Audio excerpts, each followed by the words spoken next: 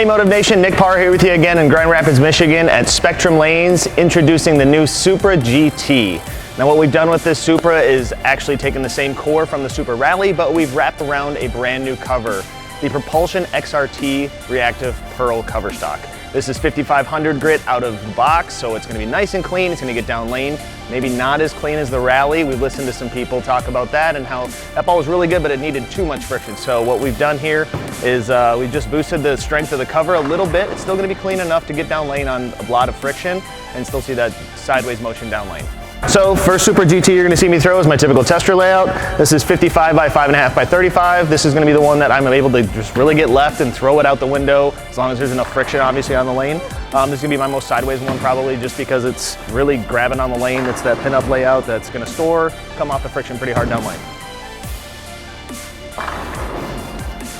And for my second Supra GT, obviously this is my favorite pin down layout. This is going to be 45 by 5 3/4 by 65. It's going to appear to be a little bit weaker on the lane just because it is pinned down, so it's going to be smoother off the friction. Probably going to allow me to stay closer to the friction, but if there's a lot more friction and maybe my pin-up ball is just too strong, I would go to this one. It is going to flare less through the front part of the lane with that pin down layout and still have enough down lane motion for me. All right, so the first comparison ball you're going to see me throw up against the GT is the Supra Rally. The Rally is going to be much cleaner compared to the GT just because of the cover strengths. I have to make sure that I get it to the friction. If I get it in the oil, it's going to be a little too long or maybe just behind the head pin. So I really think that this is going to be a step down compared to the GT for me.